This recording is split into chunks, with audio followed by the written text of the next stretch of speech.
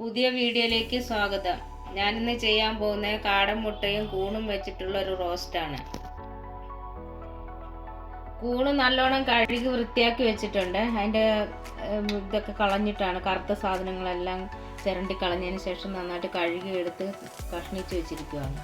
ഞാൻ ഇത്രയും ചെറിയുള്ളിയാണ് എടുത്തിരിക്കുന്നത്. ചെറിയുള്ളിയാണ് ഇതിന് നല്ലത്, ടേസ്റ്റ് കിട്ടും നന്നായിട്ട്. ബാക്കി ചതയ്ക്കാനുള്ള സാധനങ്ങൾ ഇഞ്ചി, വെളുത്തുള്ളി, പച്ചമുളക്, ഇതും പെരിഞ്ചീരകം ചേർത്തൊന്ന് ചതച്ചെടുക്കണം. ഉള്ളിയും ഒന്ന് ചതച്ചെടുക്കണം. മുട്ട ഞാൻ പുഴുങ്ങി വെച്ചിരിക്കുകയാണ്, അതൊന്ന് പൊളിച്ചെടുത്തിട്ട് എല്ലാം ചെയ്തിട്ട് കാണിക്കാൻ.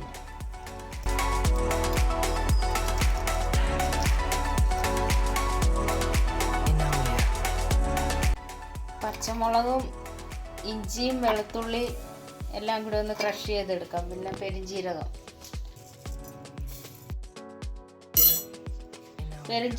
ഒരു ടീസ്പൂണാണ് എടുത്തിരിക്കുന്നത്. ഒന്ന് ചതച്ചിട്ട് വരാം. ഇതുപോലെ ഒന്ന് ചതച്ചെടുക്കുക.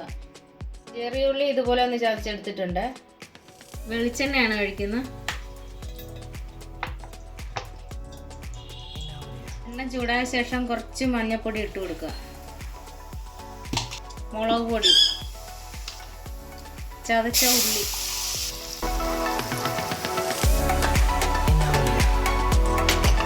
ഇതൊന്ന് നന്നായിട്ട് വഴറ്റി കൊടുക്കുക.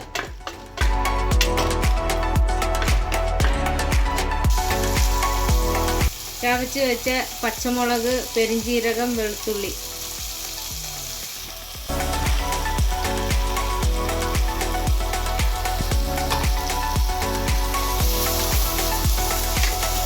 അതും കൂടി ഇട്ട് പച്ചമണം മാറുന്നത് വരെ വഴറ്റി കൊടുക്കുക.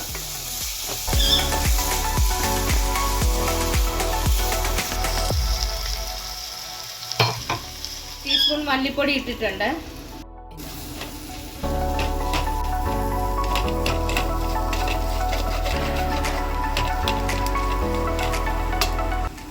തക്കാളി അരിഞ്ഞത്, ഒരു തക്കാളി എടുത്തിരിക്കണം, അതും കൂടി ചേർത്ത് നന്നായിട്ട് വഴറ്റുക.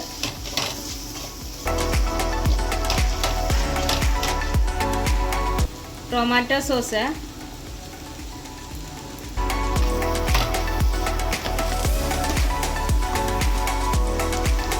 കൂണിട്ട് കൊടുക്കുക. അതും കൂടി അതിൻ്റെ കൂടെ നന്നായിട്ട് വഴന്ന് മസാല പിടിക്കട്ടെ.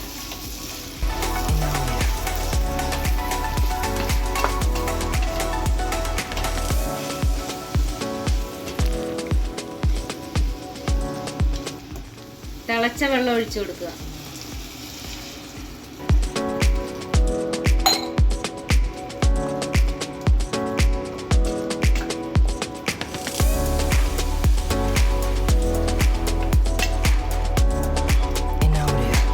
നമുക്ക് ആവശ്യമായ ഗ്രേവിക്കുള്ള വെള്ളം മാത്രം ഒഴിച്ചു കൊടുക്കുക, കൂടുതൽ ഒഴിക്കരുത്. ഉപ്പ് ഇട്ട് കൊടുക്കുക.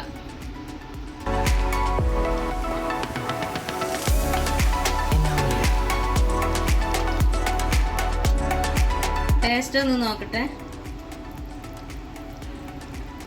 നല്ല ടേസ്റ്റ് ഉണ്ട്, ഉപ്പൊക്കെ പാകത്തിനുണ്ട്. കാടമുട്ട ഇട്ട് കൊടുക്കുക.